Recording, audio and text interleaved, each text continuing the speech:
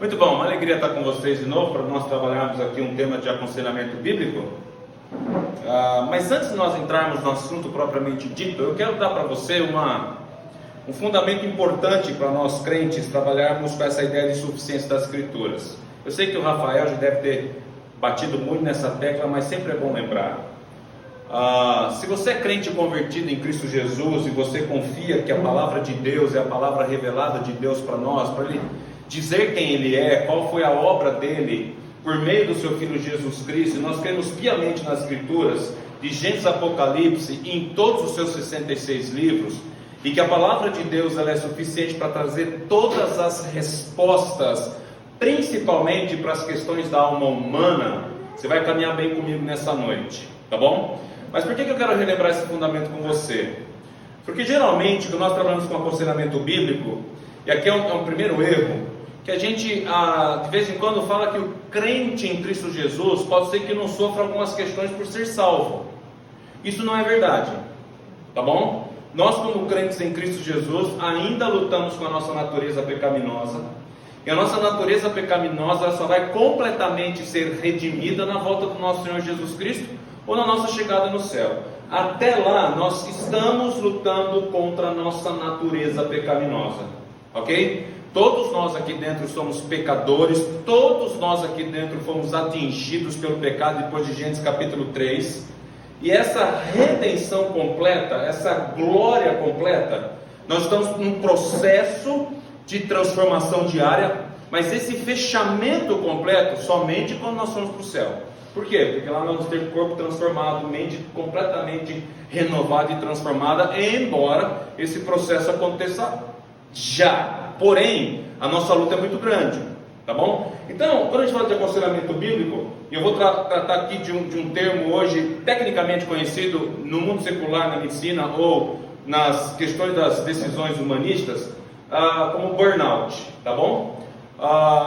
Mas entenda uma coisa, que biblicamente, quando nós navegarmos por isso, você vai se identificar claramente que você enfrenta isso. Então, cuidado muitas vezes de taxarmos no aconselhamento bíblico que nós crentes não somos passíveis de passar por muitos problemas por causa do nosso pecado humano. Somos capazes de passar. Não necessariamente pode ser fruto de um pecado humano, mas pode ser fruto da nossa luta que nós vivemos nesse mundo. Então, cuidado em dizer assim, olha, aquele irmãozinho está enfrentando uma depressão, está em pecado. Pode ser que não. Eu não sou dessa tese de que todo processo depressivo é pecaminoso, é fruto de um pecado, tá bom? Eu não sou dessa tese de que algumas questões que nós passamos nesse mundo e sofrimentos que nós estamos enfrentando, obviamente nós estamos lutando com a nossa natureza pecaminosa, mas não necessariamente é produto de alguma coisa errada ou desleal contra Deus que você fez em algum momento da sua vida, ok? Eu vou tratar de alguns termos aqui que você vai falar assim, pastor, eu estou sentindo exatamente isso, e eu vou dizer para você, você é uma pessoa completamente normal. Porque nós passamos por isso. Nós temos essas questões. Enquanto estivermos nesse mundo, nós estamos lutando diariamente com uma série de sofrimentos, questões que atingem não só o nosso físico, mas por vezes a nossa alma humana. Tá bom? Até aqui tudo bem? Outro fundamento que eu quero dar para você, antes de nós entrarmos no assunto, é de que você precisa, como crente, olhar esse mundo por uma cosmovisão bíblica. Essa palavra cosmovisão, ela não é bíblica. A palavra cosmovisão, sozinho, cosmovisão, é uma junção de duas palavras que diz o seguinte: a visão que eu tenho de mundo, mundo sistema, mundo criado, ok? Quando eu falar aqui para você cosmovisão cristã, significa que você está olhando o mundo por uma perspectiva bíblica, por uma narrativa bíblica, tá bom? Então cosmovisão não é uma palavra bíblica, é uma palavra comum, não é? Cosmovisão é a visão de mundo. Nós que somos crentes, que cremos piamente na palavra de Deus como inerrante, eficaz, autoritativa, inspirada, nós cremos que a visão que o crente tem que ter do mundo precisa estar fundamentado na narrativa bíblica. Toda a metanarrativa ou a mega narrativa das Escrituras, quando a palavra de Deus fala de mundo, quando a palavra de Deus fala, principalmente, se eu fosse trazer, eu não pus um gráficozinho aqui para você olhar, mas se você fosse olhar o mundo pela cosmovisão cristã, é criação, queda, redenção consumação. Criação, queda, redenção, consumação. Rapidamente, Deus criou todas as coisas. Deus criou o homem e a mulher perfeitamente, em Gênesis capítulo 1, capítulo 2, tá bom? Por desobediência de Adão e Eva veio a queda. Então eu preciso entender o seguinte, a partir do pressuposto que depois de Gênesis capítulo 3 não teve um dia bom. Todos os dias são difíceis, tá bom? Eu tenho que olhar para isso, ok? Até o trabalho. Vou dar um exemplo muito prático aqui de trabalho, não é o nosso tema aqui, mas algum crente chega para mim e diz, pastor, eu vou mudar de trabalho porque eu não aguento mais o trabalho que eu estou trabalhando. Meu chefe pega no pé, as coisas estão difíceis, eu preciso achar um trabalho melhor. Quero dizer para você que o trabalho depois de Gênesis capítulo 3 vai ser tão melhor assim. Lembra que quando Adão estava no jardim do Éden, ele não se preocupava com cardos e abrolhos. A partir de Gênesis capítulo 3, vai ter que separar a erva daninha. E separar a erva daninha vai trazer cansaço. Não é? Cuidado, vocês trabalhar um pouquinho esse coração. Eu preciso de um emprego melhor. Não precisa definir o que é melhor. Se você está passando problemas no seu emprego, quem sabe perseguição, fadiga, uma série de coisas, eu vou procurar um emprego que, entenda que logo depois que você começar a trabalhar no novo emprego, o que vai acontecer um pouquinho mais lá para frente? Cansaço, fadiga. Por que, pastor? Porque a partir de Gênesis capítulo 3 o trabalho ficou difícil. Deus criou o trabalho, mas a partir de Gênesis 3 o trabalho ficou difícil. Criação, queda. Essa queda atingiu todo o sistema, toda a alma humana, todo o pensamento humano, toda a natureza, tudo. Mas Deus, por amar-nos profundamente, providencia a redenção em Cristo Jesus. Ele enviou seu próprio Filho para morrer na cruz, ressuscitar no terceiro dia. E aqui que a gente chama de redenção. Redimir a obra de Deus que foi caída por desobediência humana. Então veja, Deus, por ser justo, poderia deixar Adão e Eva na sua rota de colisão. Mas lembra que mesmo expulsando-os do jardim, Deus ainda faz um encontro com eles. Já são sinais da redenção de Deus para Adão e Eva. Eu não criei vocês para morrerem eternamente. Então eu amo você, Adão e Eva, e mesmo depois do jardim, mesmo depois da expulsão, Deus vai conduzir todo esse processo. E a grande prova e promessa dessa é quando Deus chega para Eva e diz o seguinte: Eva, preste atenção no que eu vou dizer aqui para você. Eu sei que as coisas vão ser difíceis, mas eu quero dizer para você que da sua descendência eu vou trazer aquele que vai esmagar a cabeça da serpente. Gênesis capítulo 3, Deus já está dizendo: eu vou apontar Jesus Cristo como o Salvador deste mundo. Redenção, consumação ou glória é a volta de Jesus, a igreja indo para o céu, e aí aquele grande finale de Deus para esse mundo, que não são todas as pessoas, é um povo separado, exclusivo, segundo Pedro capítulo 2, verso 9. Beleza? Criação, queda, redenção, consumação. Eu preciso olhar para isso. Pastor, o que tudo isso tem a ver com síndrome de burnout? Ou lidando com a questão de burnout? Estou aqui com a minha esposa Luciana, não é? Minha esposa querida, a mulher mais linda desse mundo. Se você achar ou não, o problema é seu, não é? Sou pai de 3 filhos, Pedro, André e Lia. Pedro já casou, com Ana Luísa, está estudando no seminário presbiteriano em Campinas. Daqui 1 ano e meio, se Deus permitir, ele será um pastor licenciado na denominação. Sou pastor da Igreja Presbiteriana do Brasil aqui na Rua Barão do Amazonas, a igreja conhecida como Presbiteriana Central, e temos muito trabalho a fazer. Deus tem nos abençoado grandemente desde 2016 e vamos caminhar para a honra e glória de Cristo Jesus. No céu não tem denominação, no céu todos nós somos irmãos. Então, se você é da casa de oração, se eu sou presbiteriano, o que importa é que nós somos família de Deus em Cristo Jesus. Amém? Burnout, lidando com esgotamento. Essa palavra burnout, ela traz a ideia, no seu significado da palavra mesmo, em inglês, é fogo para fora.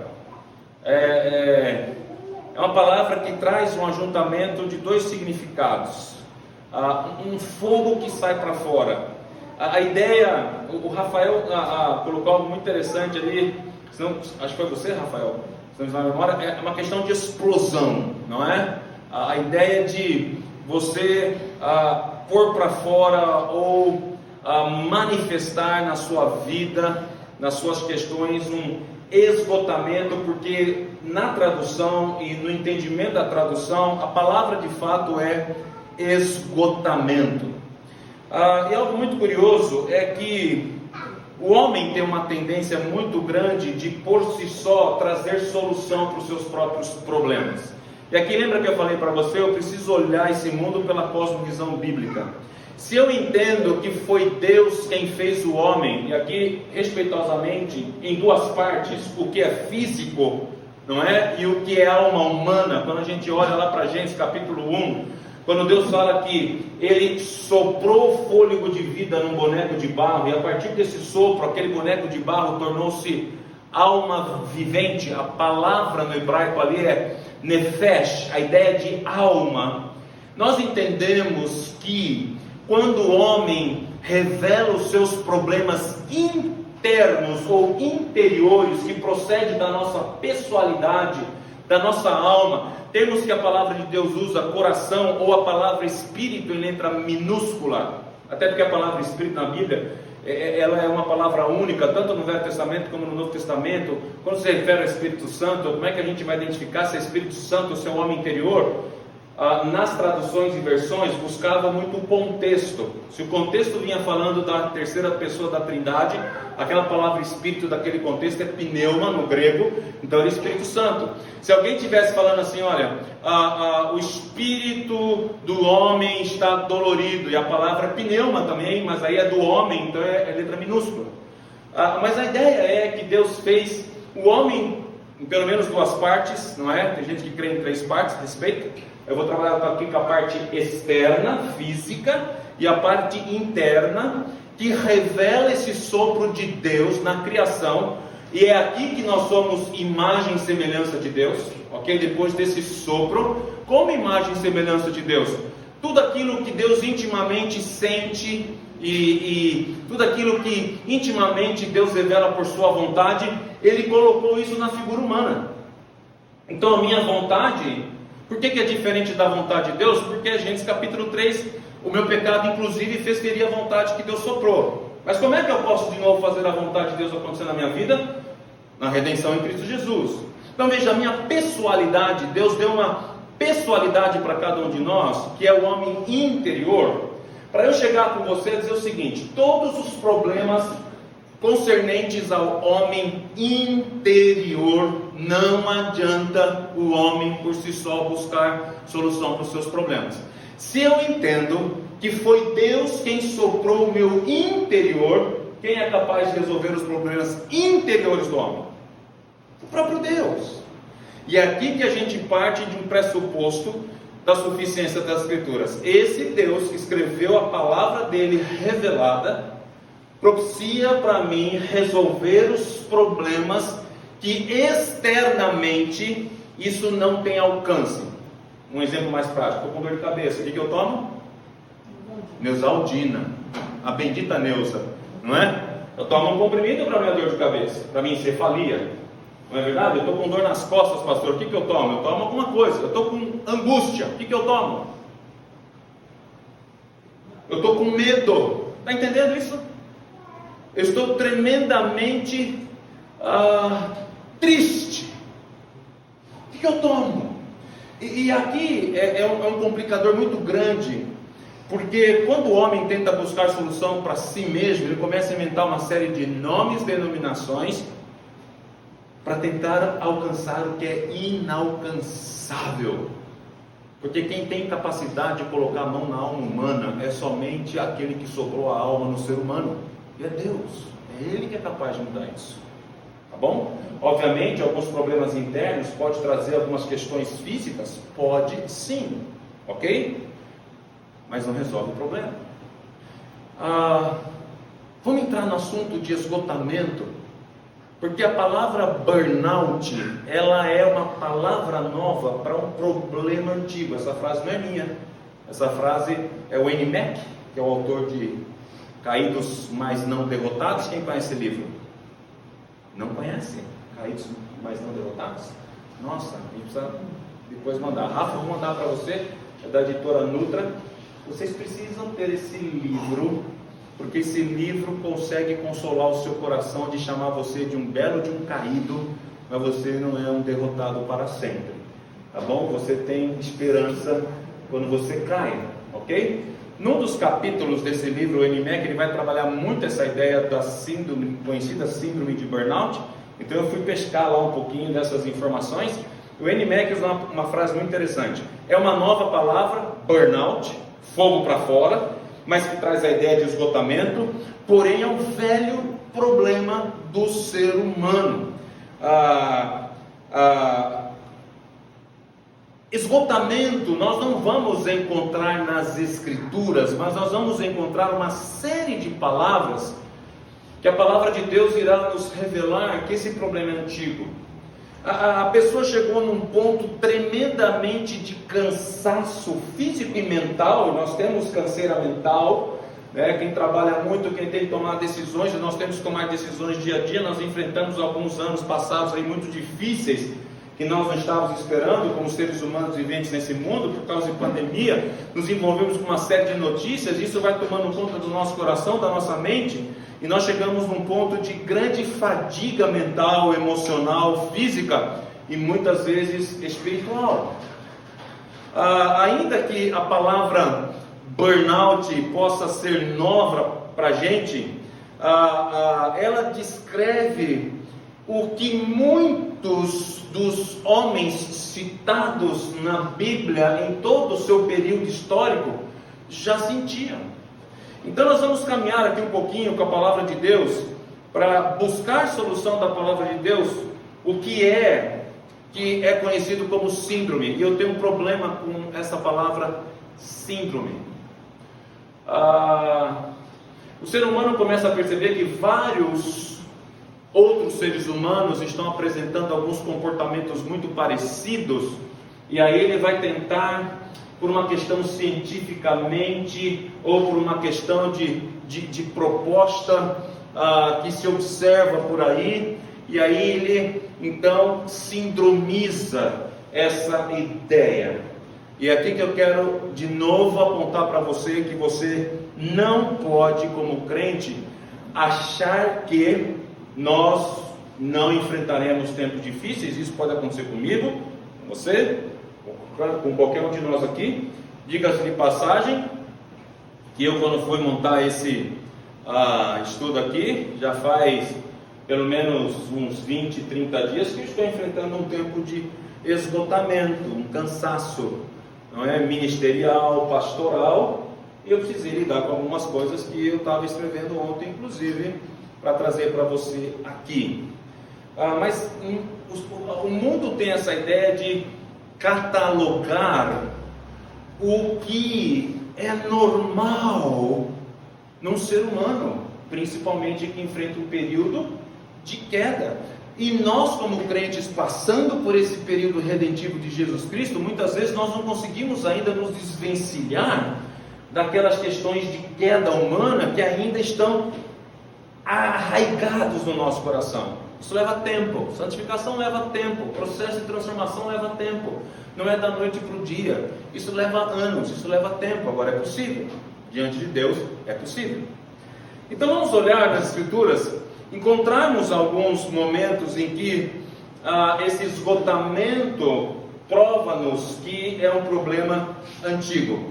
Quando eu falo de esgotamento, você começa a perceber que uma pessoa está esgotada quando ela, com as suas emoções e sentimentos, ela muda muito rápido. E veja que interessante, uma pessoa que muda muito rápido de emoção, ela é taxada de alguém que é bipolar, não é?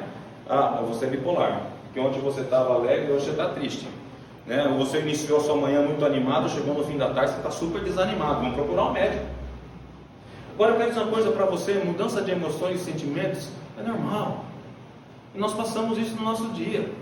Pode ser que alguns sejam mais estáveis em agir com os problemas, pode ser que outros não sejam tão estáveis assim, as coisas mudam. O que nós não podemos fazer é colocar algumas justificativas daquilo que procede do nosso coração em questões humanas, tá bom? Vou dar um exemplo aqui. Tem alguém enfrentando um processo de gravidez, então passando na minha gravidez eu comi demais, né? Ou na minha gravidez eu tive desejos assim incríveis que meu marido teve que... Entenda, trazer algumas justificativas por causa de um processo que você está enfrentando, nós precisamos sondar muito bem isso. Isso pode ser muitas vezes engano do nosso coração. Mas o fato é que mudar de sentimentos e emoções num período que você está enfrentando grande esgotamento, fadiga, cansaço, isso não é anormal, isso não é coisa do outro mundo, tá bom? Existem pessoas que nesse período de grande esgotamento, elas vão mudar de emoção e sentimento de um tempo para outro tempo. Eu tenho um exemplo muito prático que eu posso contar com muito respeito. Quando nós enfrentamos um período com o meu sogro de intensa depressão dele. E teve uma época que ele estava assim bastante eufórico com a vida, no sentido bom da palavra. Eu me lembro do meu sogro, há mais de 15 anos atrás, ele, um crente em Cristo Jesus até hoje, nós morávamos em Araraquara, e ele conseguiu em um ano distribuir quase 5.000 pão diário. Ele comprou pão diário, ele andava pela cidade inteira, ele distribuía pão diário daqui, pão diário. Ele conhecia o gerente do supermercado Oeste, o gerente do Banco do Brasil, ele é aposentado do Banco do Brasil. Tanto é que quando ele fez aniversário na cidade de Araraquara, todo o centro da cidade tinha recebido um livretinho. Ligaram para ele assim: seu Milton, vem passar a pegar um presente aqui, porque aquele livretinho. E a gente achou aquilo incrível. Da noite para o dia ele falou assim: e agora? Ou alguém que olhava o meu sogro antes, meu sogro falou assim: meu sogro está com bipolaridade. Não é possível isso assim de um desânimo para um ânimo intenso. Muito cuidado com isso. Muito cuidado com isso, tá bom? Nós, como seres humanos, mesmo crentes, enfrentando tempos difíceis, nós podemos mudar as nossas questões emocionais. O que nós não podemos fazer é pecar com elas, tá bom? Nós vamos olhar aqui que alguém está passando por um grande esgotamento. Ele negocia algumas coisas que inclusive são espirituais, e aqui é que mora o perigo de toda essa história. Então burnout é esgotamento, tá bom? Burnout é intensa fadiga, cansaço. Crente sente isso? Sente. Crente vai enfrentar isso? Vai enfrentar. Nesse mundo nós vamos enfrentar, tá bom? É um problema antigo? Muito antigo. É uma experiência comum? É uma experiência comum. Comum que eu digo é que será comum você passar por tempos de grande esgotamento na sua vida. Vamos olhar para alguns textos do Antigo Testamento, para você ver, principalmente no livro de Salmos. Você tem uma série de informações que muitos desses autores passaram por tempos de grande esgotamento, sofrimento, fadiga, cansaço, tá bom? Nas suas vidas. Olha aí, Salmos de número 6, verso 6. Estou cansado de tanto gemer. Todas as noites faço nadar o meu leito, de minhas lágrimas o alago. Sabe quem escreveu isso? Davi. O que Davi está apontando para mim e para você aqui? Ele está muito cansado, ele está em fadiga, ele não consegue dormir. Uma das questões do esgotamento, muitas vezes, é você perder aquele momento do seu descanso. Ele deve estar passando aqui um tempo muito difícil. Nós sabemos que Davi, como rei, passou tempos dificílimos, não só como rei, mas também por causa dos seus pecados, tá bom? Lembrando que o que passamos aqui, nem tudo é produto de pecado cometido contra Deus, ok? Davi está escrevendo isso para eu e você sabermos que ele passou por um tempo muito difícil na sua vida, de intenso esgotamento. Olha outro versículo de Salmos, que é o Salmos 42, verso 5. Se você olhar aí, só para a gente olhar o autor, esqueci de pôr o autor desses Salmos. Salmos 42, verso 5, que também é um salmo didático, mas aqui são dos filhos de Corá. Algo muito curioso dos filhos de Corá é que Corá foi alguém que foi altamente condenado por Deus lá no registro do Antigo Testamento, quando a terra se abriu e engoliu todo mundo naquela bagunça que eles fizeram quando Moisés subiu para receber as tábuas da lei. Corá foi engolido por isso, mas seus filhos não. Por que seus filhos não foram engolidos, pastor? Por que os filhos de Corá não foram junto com Corá? Porque não necessariamente os filhos seguem a impiedade dos seus pais. Então, os filhos de Corá continuaram firmes olhando para Deus, enquanto seu pai desviou seu coração diante de Deus. Então, é um salmo interessante, que é um salmo dos filhos de Corá. E aí no salmo de número 42, verso 5, diz assim, por que estás abatida, ó minha alma? Alma abatida. Tá bom? Essa palavra aí abatida no original destes salmos, traz a ideia de uma alma prostrada. Alma prostrada. Ok? Por que estás abatida a minha alma?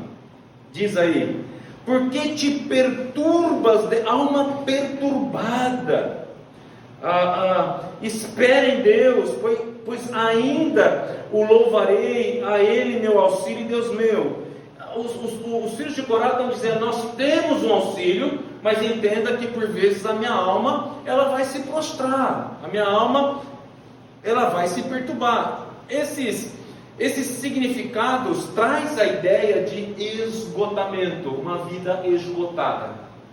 É passível nós passarmos disso? Claro que é. Muitos dos homens desses salmos passaram por isso. Por que eu sou diferente deles? Não sou. E é provavelmente que eu passe nesse tempo de vida neste mundo. Salmos de número 69, versos 1 a 3.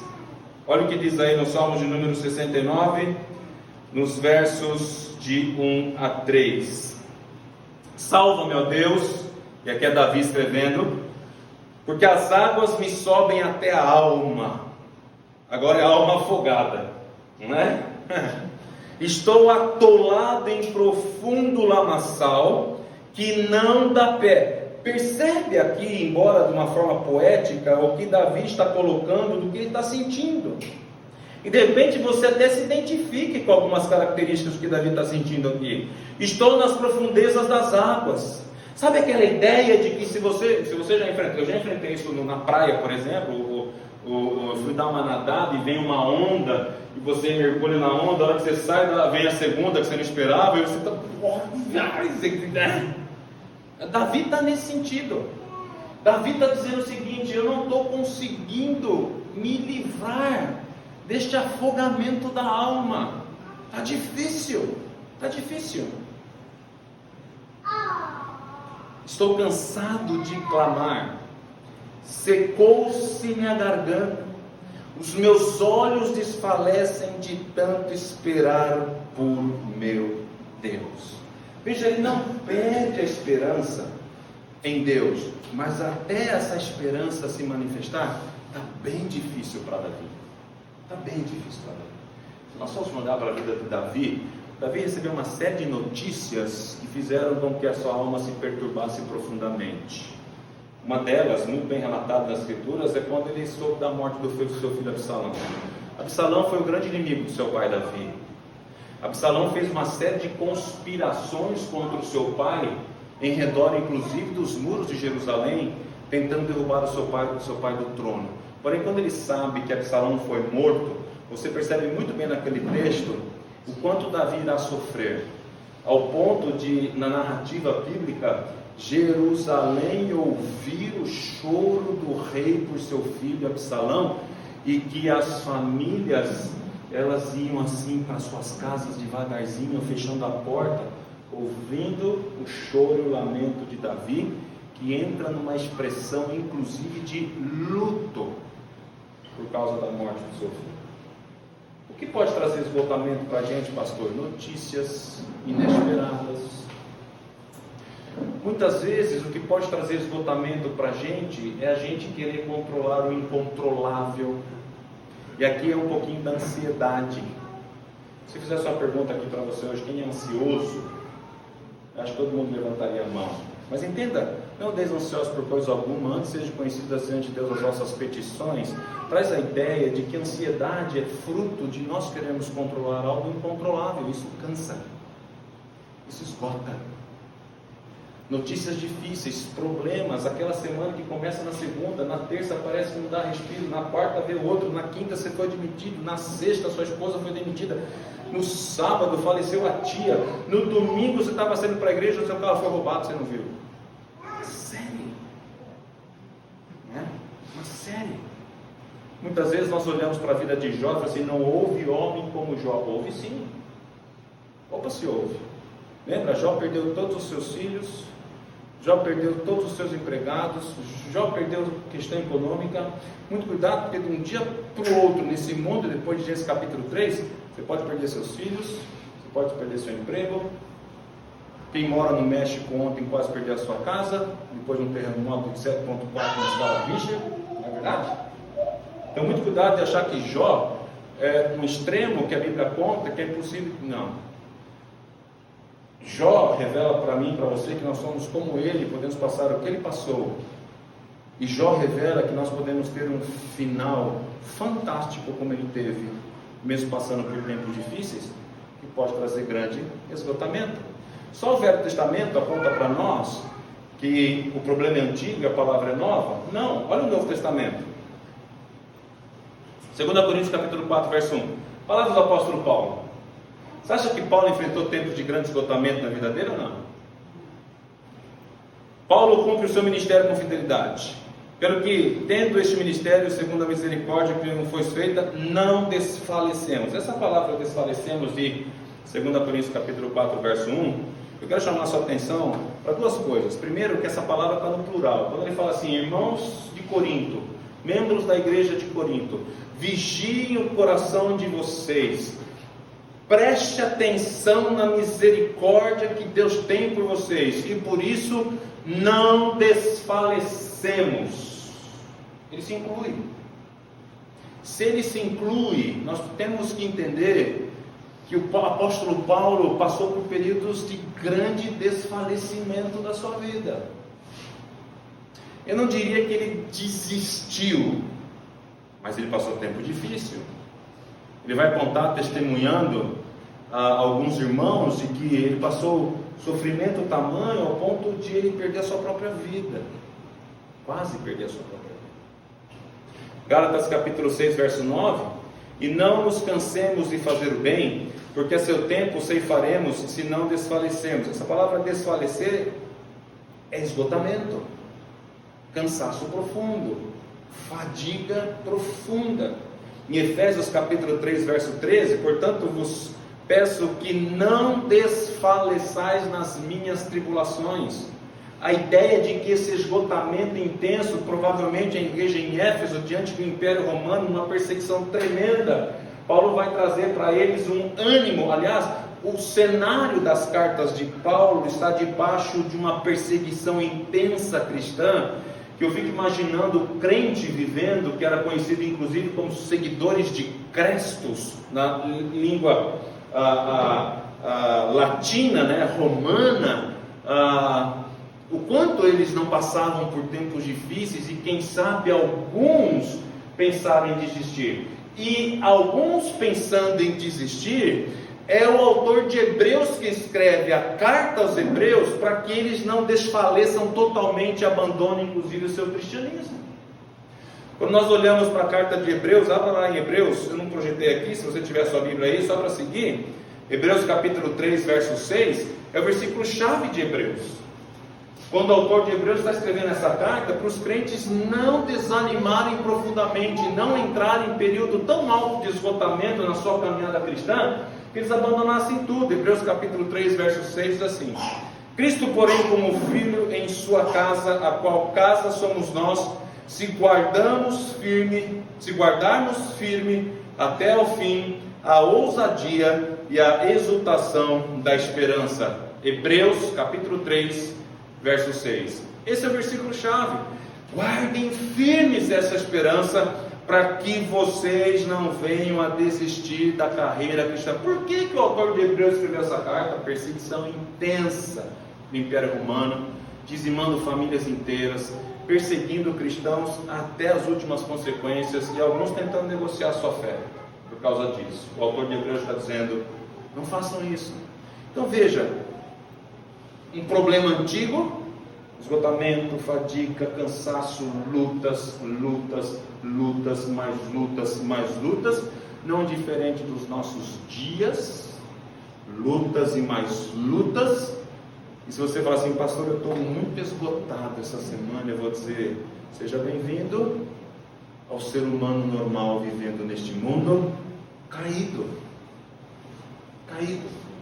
Pastor, mas eu sou crente, eu não estou desonrando a Deus pelo meu esgotamento? Ainda não. O fato de você enfrentar um período de esgotamento não significa que você não está firme, não significa que você fraquejou em alguma área, porque isso é possível na minha vida, na sua vida, na vida de muitos autores dos Salmos, na vida de muitos autores do Novo Testamento. Esgotamento, cansaço intenso, fadiga, é algo que o ser humano enfrentará neste mundo caído, olhando pela cosmovisão bíblica, esse mundo em queda, ok? No qual a gente aguarda a redenção absoluta do nosso Senhor Jesus Cristo quando Ele vier nos buscar. Quais são os efeitos danosos do esgotamento? E agora eu vou aqui trazer para você alguns textos bíblicos. Nós vamos fazer aí esse paralelo que o esgotamento traz alguns efeitos bem danosos na carreira cristã, na nossa espiritualidade, se nós perdemos o domínio do Espírito Santo dentro de nós. Isaías capítulo 40, verso 31 diz assim: mas os que esperam no Senhor renovam suas forças, sobem com asas como águias, correm e não se cansam, caminham e não se fatigam. Veja que Isaías está usando umas palavras aqui bem comuns da vida do ser humano: cansaço, fadiga, está vendo? O versículo está dizendo isso em Isaías capítulo 40, verso 31. Mas Isaías está dizendo assim: cuidado para que você não perca algumas coisas por causa do processo de esgotamento. O que o esgotamento pode fazer na vida de um crente? O que intenso cansaço pode trazer para mim e para você como efeito danoso? Segundo o texto de Isaías capítulo 40, verso 31, os que esperam no Senhor renovam suas forças. Por vezes, quando nós estamos passando por tempos muito difíceis de intenso cansaço, nós perdemos a força que deve ser renovada em Deus. Deixa a gente fraco, deixa a gente sem perspectiva, a alma está prostrada e parece que tem um pano negro aqui que impede-nos de olharmos e apontar o nosso coração para a esperança. O que Isaías está ensinando aqui é: espere no Senhor. Essa palavra espere no Senhor não significa que você vai sentar e esperar a coisa acontecer, mas por vezes essa palavra espera, ela tem a ideia de que alguém que está buscando e que ainda não chegou, mas continua buscando. Deus tem o tempo certo para agir conosco. Deus, Ele é expert no momento exato e eficaz de estender a mão poderosa sobre nós. E por vezes não será no nosso tempo, e por vezes não será do jeito que a gente quer. Isaías está dizendo aqui: olha, não perca essa força renovada. O esgotamento pode trazer isso, ok? Salmos de número 138, verso 3: no dia em que eu clamei, tu me acudiste e atentaste à força de minha alma. Cuidado, porque esgotamento ele pode promover para nós uma sensação de perda, e a nossa alma, a nossa mente, ela mente, ok? Muito cuidado com isso. Não sou mais capaz de, nunca mais conseguirei. Essas frases que não são verdadeiras para nós que estamos num processo redentivo, mesmo diante de um mundo caído.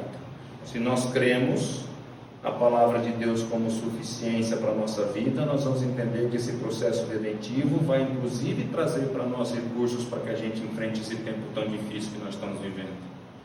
Então, por vezes a nossa mente mente, e o salmista está dizendo aqui para mim e para você: no dia que eu clamei, o Senhor me acudiu.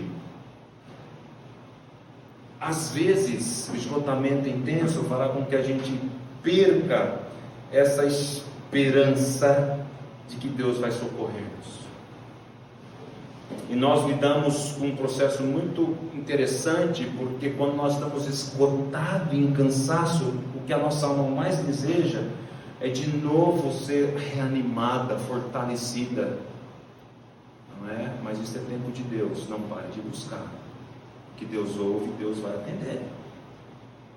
O esgotamento também pode trazer algo muito danoso, segundo Efésios capítulo 3, verso 20. Ora, aquele que é poderoso para fazer infinitamente mais do que tudo quanto pedimos ou pensamos, conforme o seu poder que opera em nós. Então veja, efeitos danosos. Perdemos aquela questão de uma força renovada, perdemos a questão de uma esperança que de novo poderá nos alcançar nesses tempos difíceis. E segundo Efésios capítulo 3, verso 20, as pessoas esgotadas, elas começam a não desfrutar da perspectiva da eternidade. É só um tempo. Entenda que a gente, como ser humano, enfrentando queda nesse mundo, e que ainda lutando com a nossa natureza pecaminosa, eu tenho 52 anos de vida, tá bom? Na perspectiva de um brasileiro, eu tenho mais 28 anos para viver, porque a perspectiva é dos 80 anos, né? Comendo bem que eu digo não muito, mais saudável, não é? Fazendo um exercíciozinho físico de vez em quando, pode ser que você chegue a 80, e aí você se preocupa como crente com os seus 80 anos, uns 80 anos, meu Deus, o que eu posso deixar? Como é que minha família vai ficar? Se você colocar a eternidade que você vai viver diante dos 80 anos, é um negócio desse tamanho. E o crente não pode ficar cercado com o teu coração numa expectativa de 80 anos. O crente tem que cercar o seu coração na perspectiva da eternidade. Então, por vezes, eu vou passar por tempos tão difíceis aqui, de esgotamento, sofrimento, mas eu preciso ajustar o meu foco e olhar para a minha eternidade de novo. E saber que esse tempo que eu estou passando aqui, passará. Quando passará, pastor? Eu não sei. Mas o fato é que nós temos uma promessa que isso irá passar, em Cristo Jesus. Agora, essa perspectiva nós não podemos perder. E em tempos de esgotamento, nós perdemos força, nós perdemos esperança e nós perdemos a eternidade, a expectativa do eterno. Precisamos ajustar o foco. Pessoas esgotadas, crentes passando por esgotamento, que é normal, ok? Precisa prestar atenção se esse período de esgotamento não está trazendo esses danos, perturbando o seu coração, roubando de você o que é revelado na Bíblia: força renovada, perspectiva diante de Deus e foco na eternidade. O que pessoas esgotadas começam a fazer quando elas enfrentam esse tempo? E provavelmente eu e você, como crentes, podemos também promover isso na nossa vida em tempos muito difíceis. 2 Coríntios capítulo 4, versos de 1 a 2, o apóstolo Paulo diz assim, 2 Coríntios capítulo 4, dos versos de 1 a 2: pelo que, tendo este ministério, segundo a misericórdia que nos foi feita, não desfalecemos. Nós lemos esse versículo. Agora veja o que ele fala no verso 2: pelo contrário, rejeitamos as coisas que por vergonhosas se ocultam, não andando com astúcia, nem adulterando a palavra de Deus, antes nos recomendamos à consciência de todo homem, na presença de Deus, pela manifestação da verdade. Veja que o apóstolo Paulo ele continua esse pensamento dizendo assim, cuidado, preste atenção nas misericórdias de Deus para que você não desfaleça. Se você vier a desfalecer, entrar num processo de esgotamento, preste atenção, porque é possível você fazer algumas coisas aqui. Quais coisas que ele lista no verso do número 2? Primeiro, começam a aproveitar e aceitar coisas vergonhosas. Nosso coração entra num processo de justificativa tão grande em esgotamento pleno, que a gente começa a perder a noção das coisas vergonhosas que somos capazes de fazer. Lembrando, nós estamos passando por um processo redentivo, mas ainda lutamos contra a nossa natureza pecaminosa. E algo que eu quero dizer aqui para você, que é muito importante nessa noite também: a nossa natureza carnal não admite a presença da natureza espiritual. Lembra que Paulo fala que tem uma batalha dentro da gente. Em determinado momento, a nossa natureza carnal está deitada no sofá dormindo, lá na sala. Quando a natureza espiritual invade, a natureza carnal acorda e vai entrar em intriga com a natureza espiritual, dizendo assim: sai da sala. E a natureza espiritual vai ser assim: não vou sair da sala. Levanta desse sofá e cai fora daqui. Isso é ser cheio do Espírito Santo, né? Mas a nossa natureza carnal não admite a presença da natureza espiritual. E nós somos capazes de fazer algumas coisas bem vergonhosas quando nós estamos enfrentando um tempo de esgotamento na vida. Já que a gente perde a perspectiva, a esperança e o foco da eternidade, então eu vou começar a fazer algumas coisas que eu sempre desejei fazer carnalmente nesse mundo, e que já que eu estou assim mesmo, cuidado. Cuidado também em começar a andar com astúcia. O que é andar com astúcia? Andar com astúcia traz a ideia, e aqui Paulo diz assim, olha, não andando com astúcia. Essa palavra astúcia é exatamente o flerte que Satanás fez com Eva debaixo daquela árvore, daquele fruto. É você, quando está passando por um tempo difícil de cansaço físico e mental, o seu coração começa de novo na sua velha natureza, manifestar astutamente para adquirir algumas coisas, alguns pensamentos que acha que vai ficar escondido atrás da árvore. Aquela astúcia, aquela malícia. Crente tem malícia? Tem, porque ele luta com a sua natureza pecaminosa. E por vezes ele age de malícia. Por vezes ele vai dar aquele flerte satânico que aconteceu com Eva. Quem disse para você que você não pode comer desse fruto? Em tempo de grande esgotamento, nós somos capazes de ouvir essas vozes que assim, já que você está assim, por que você não aproveita a vida? Aliás, você está desse jeito porque você não aproveitou a vida. Com todo respeito aqui, não faça não. Procurar uma consulta clínica para combater um burnout. O que as propostas humanistas vão dizer para você fazer? Viva a vida. Se você está com raiva dos seus chefes, suba na mesa e dê um berro bem alto na sala para arrancar isso para fora. Você acha que isso é legal? E sabe o que a sua natureza carnal vai dizer? Isso é joia. Astúcia. Começam a adulterar a palavra de Deus. Não é bem assim. Paulo está dizendo, o processo de um desfalecimento, que pode ser físico, emocional, sentimental, e agora atinge a questão espiritual, fará com que você inclusive adultere a palavra de Deus. Adulterar a palavra de Deus é tentar extrair da Bíblia uma justificativa para o pecado que você está cometendo. Não é bem assim. Esse texto não é para mim. E veja que coisa interessante, que num tempo de esgotamento tremendo na sua vida, você vai tentar caçar alguns versículos na palavra de Deus que vai massagear o seu ego cansado. Eu vou dizer para você, será impossível você achar um versículo bíblico que massageie o seu ego. Porque a palavra de Deus, ela não massageia, ela expõe. Diferente de pressupostos humanistas que massageiam, exalta o eu.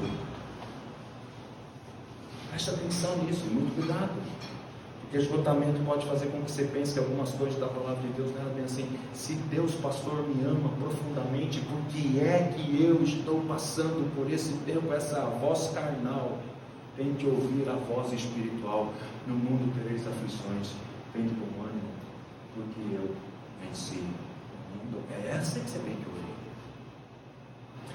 Por vezes, vocês ou nós começaremos a buscar somente nossos próprios desejos no lugar daquilo que Deus deseja. Veja o que Paulo diz em 2 Coríntios capítulo 4, verso 2. Além de vocês fazerem coisas vergonhosas, agirem com astúcia, adulterar a palavra de Deus, muito cuidado com a consciência do homem diante da presença de Deus pela manifestação da verdade. Começam a buscar somente seus próprios desejos no lugar daquilo que Deus deseja. Lembre-se que quando nós enfrentamos tempos de cansaço profundo, seja físico, mental, E quando ele atinge aí algumas questões e áreas espirituais, a nossa carnalidade vai gritar por um desejo de satisfação que não tem um alcance efetivo para resolver o problema que você está enfrentando. Então é melhor eu prostrar o meu joelho e buscar aquilo que Deus tem como vontade soberana transformadora, que lembrem-se, nós estamos passando por esse processo de redenção. O que as pessoas esgotadas param de fazer? O que elas começam a fazer? E agora, o que elas param de fazer? Elas param de crer na palavra de Deus? Crente é capaz de fazer isso? Não subestime. Cuidado ao rotular, tá bom? Aquela pessoa não é crente porque ela não crê na palavra de Deus. Eu tenho certeza absoluta que você já foi colocado numa sinuca de bico, de uma vontade de Deus revelada na sua vida que você não queria cumprir, que você fala assim, será que é isso mesmo? Certeza, porque eu passei por isso, e passo por isso muitas vezes. Quando me deparo com alguns princípios da palavra, eu falo assim, rapaz, é isso mesmo? Acho que não, hein? Acho que não. Param de crer na palavra de Deus, param de pensar biblicamente sobre suas provações e dificuldades. Justificam, param de fazer o bem, param de servir uns aos outros. Para com tudo. Está estagnado. Está entregue à sorte do esgotamento. O que nós como igreja podemos fazer com esses irmãos? Acompanhá-los biblicamente, trazer de novo a esperança, a perspectiva, caminhar com eles. Agora, no nome de Jesus, entendam o sofrimento que ele está passando. Não subestime, não rotule, não desconsidere um irmão nosso passarmos por tempos tão difíceis na vida que eles estão enfrentando. Isso pode acontecer comigo, isso pode acontecer com você. Eu passei um período muito difícil na minha vida. Um dos mais difíceis períodos da minha vida foi quando nós estávamos no ministério anterior na cidade de Votuporanga, um tempo muito difícil. E a minha esposa foi a que mais presenciou meu tempo de grande esgotamento emocional.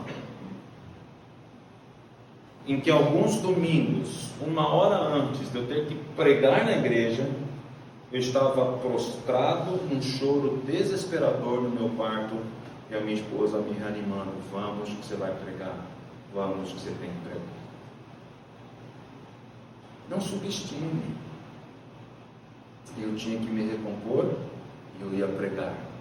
Eu chegava em casa, um esgotamento emocional, para pregar diante do que eu estava vivendo. Na segunda-feira eu tinha que me recompor, enfrentar a semana toda, e aí eu não queria encontrar com alguns, eu não queria cruzar com outros, e Deus teve que trabalhar isso.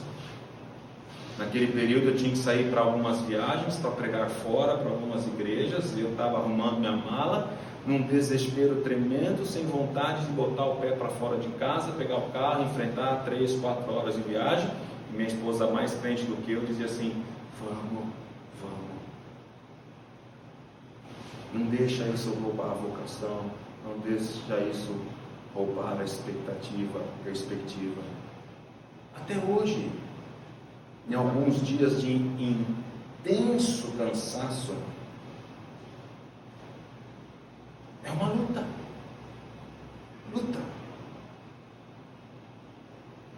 Isso pode acontecer.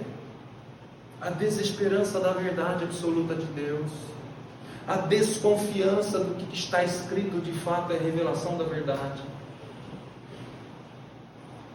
Eu não vou fazer. Eu não quero mais servir. Muito cuidado com isso. Mas eu tenho boas notícias para você. Pastor, ainda bem que ele está ficando esgotado aqui. Eu tenho boas notícias para você sobre esgotamento. Algo muito interessante das Escrituras é que ela expõe a vida dos seus escritores. autores, 40 em toda a palavra de Deus, que eram homens comuns como cada um de nós, e que enfrentavam problemas e dificuldades, se não parecidos com o que nós enfrentamos, muitas vezes mais intenso. Veja que o próprio apóstolo Paulo, que escreve, inspirado pelo Espírito Santo, uma série de cartas, ele enfrentou tempos difíceis. Esse homem, na sua caminhada cristã, ele foi apedrejado, ele foi açoitado, ele perdeu crentes queridos à sua volta por questões de morte, enfrentou açoites, naufrágios, assaltos, noites sem dormir. Paulo não era um super-homem das Escrituras, pelo contrário, ele acaba de escrever um texto para nós, em 2 Coríntios capítulo 4, dizendo assim, não desfalecemos. Ele se inclui. Quando você lê Romanos capítulo 7, você vai ver o esgotamento que ele está enfrentando com a luta do seu pecado, que ele chega a dizer no final daquele capítulo 7, no verso 24, desventurado homem que sou, quem me livrará da morte? É um grito desesperador de Paulo. A outra boa notícia é que estes homens, 40 autores, inspirados pelo Espírito Santo, e que Deus preserva inclusive a manifestação na escrita das dificuldades que eles enfrentam, inspirados pelo Espírito Santo, eles conseguem escrever, porém, os mas e os porém, depois das vírgulas, são importantes para serem lidos. Desventurado homem que sou, quem me livrará do corpo dessa morte? No verso seguinte, 25 do capítulo 7, Jesus Cristo é aquele que me livra do corpo desta morte. Quando Elias, no Velho Testamento, quando Jeremias, conhecido como profeta chorão, erroneamente, se você viu alguém pregar que Jeremias era um chorão, você está errado. Jeremias lamentou profundamente o que ele presenciou diante do seu povo em exílio. Quando ele escreve a profecia, quando ele é chamado com 19, 20 anos, e que Deus vai dizer assim para ele, olha, eu te formei antes de você nascer, eu te consagrei antes de você nascer, e eu te dei de presente às nações, Jeremias, e ele no verso de número 6, primeiro de Jeremias capítulo 1, eu não passo uma criança, Deus, como é que eu vou fazer isso? E aí Deus dá uma série de visões para ele, explica, está vendo isso, está vendo isso, uma mensagem dura que esse jovem profeta tinha que pregar para ajudar, dizendo assim, vocês vão sofrer exílio, foi esbofeteado, perdeu amigo. Jeremias.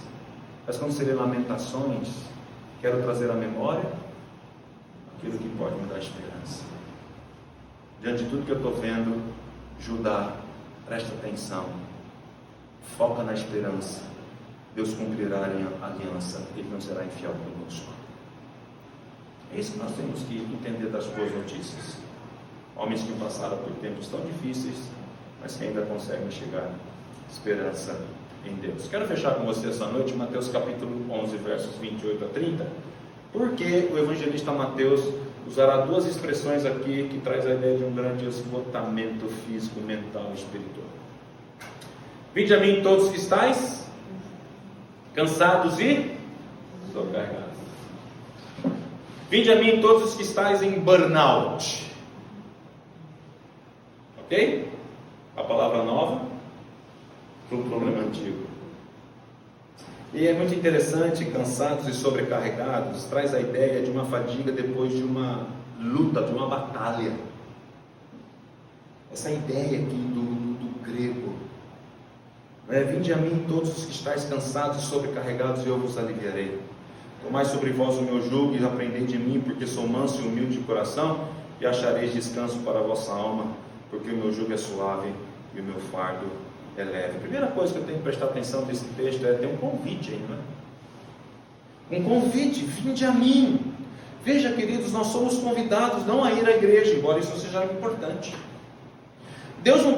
Cristo não está convidando a gente para ir na igreja. Cristo não está aqui trazendo um pedido para que a gente alcance um guru moderno, ou que a gente faça uma consulta com um coach contemporâneo.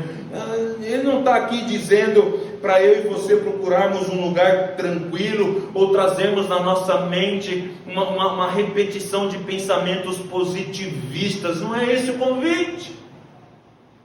O convite é: venham a mim. Nós somos convidados a vir a Jesus Cristo.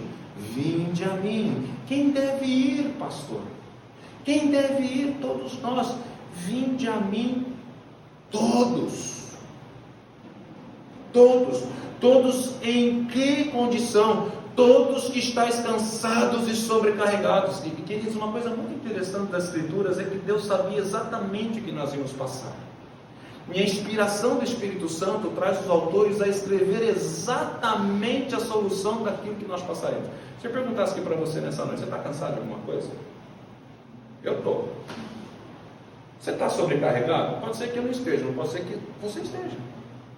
Pode ser que você esteja enfrentando aqui uma situação familiar, pode ser que você esteja enfrentando aqui uma situação profissional, pode ser que você esteja na espera de um diagnóstico do envelope que vai ser aberto, pode ser que você queira que o Brasil melhore em 2022, não vai, não se iluda. A Deus já revelou que não pense que a pandemia foi a última pior coisa que aconteceu nesse mundo. Piores coisas virão. Nossa, pastor, bate na madeira. Não bate, que é misticismo, isso é pecado. Esse é o mundo em queda. Palavra queda.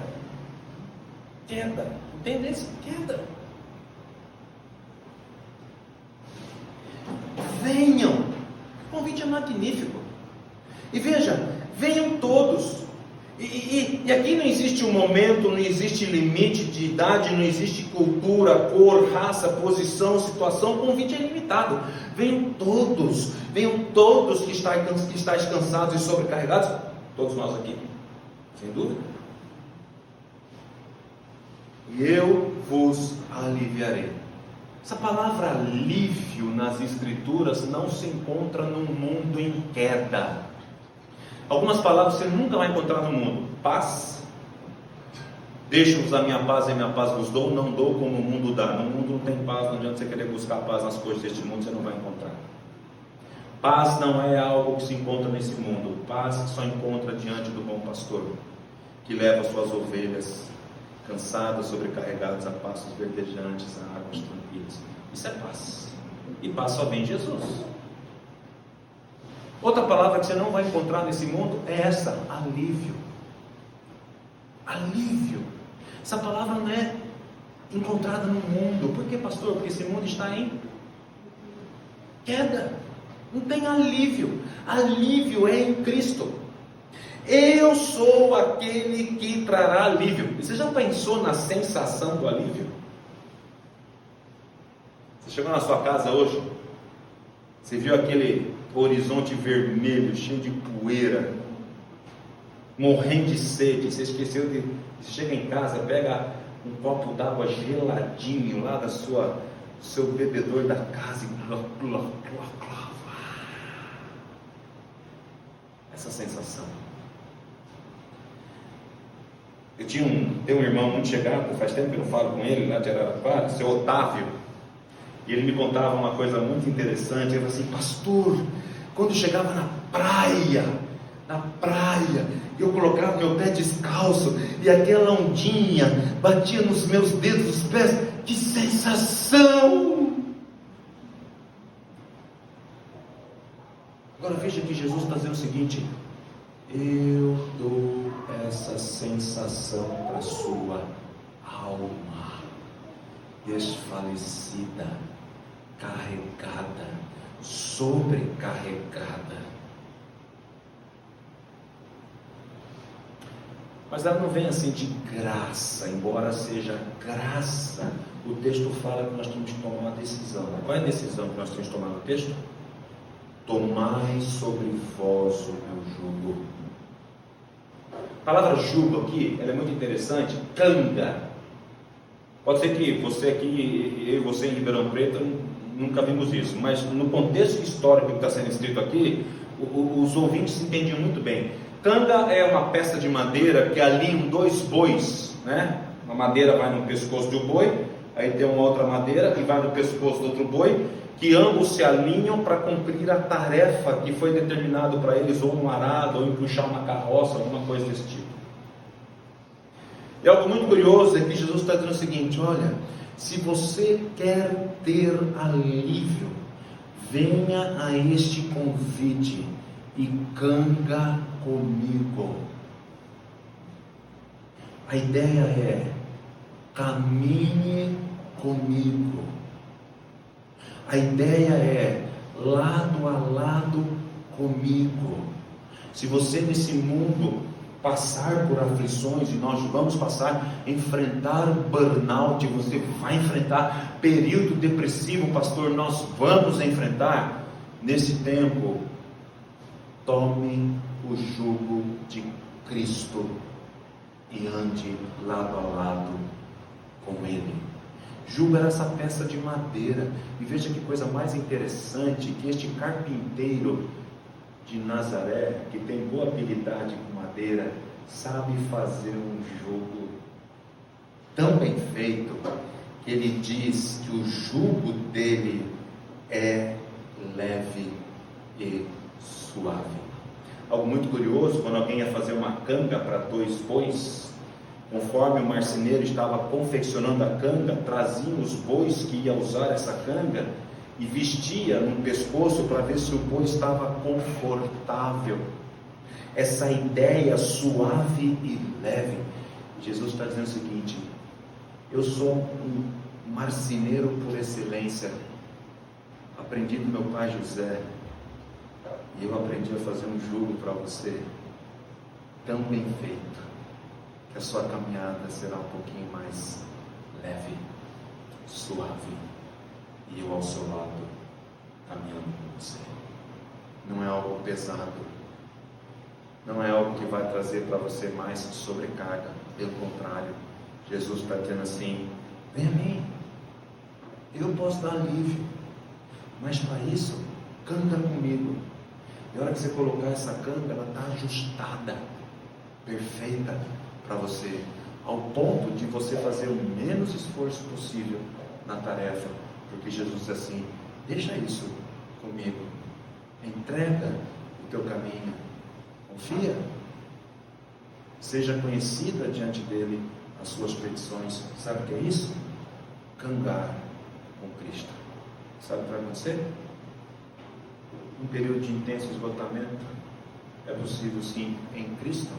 Eu e você, que somos salvos e cremos que Deus tem cuidado de nós pela palavra dele, porque nós somos povo de propriedade exclusiva dele, e que ele suprirá cada uma das nossas necessidades, principalmente as da alma humana. Será uma caminhada mais leve, não livre dos problemas, não livre das cargas difíceis, mas possível de passarmos por elas, suportados, não pela nossa força, mas pelo jugo suave e leve de Jesus. Vamos orar? Baixe sua cabeça, feche seus olhos. Obrigado, Deus, por esse tempo, essa palavra e esse entendimento possa trazer luz para o nosso coração, Deus, de que é possível sim nós estarmos enfrentando tempos difíceis nesse mundo em queda, embora vivendo na redenção do teu Filho amado Jesus Cristo, enfrentarmos esses tempos difíceis na companhia do nosso Redentor e Salvador.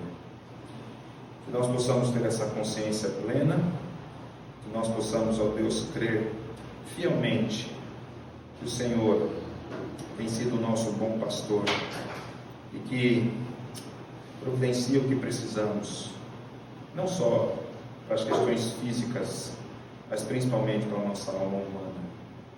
Que o Senhor guarde cada coração aqui nesta noite. Nós oramos no nome de Jesus. Amém. Deus abençoe você de uma maneira muito especial.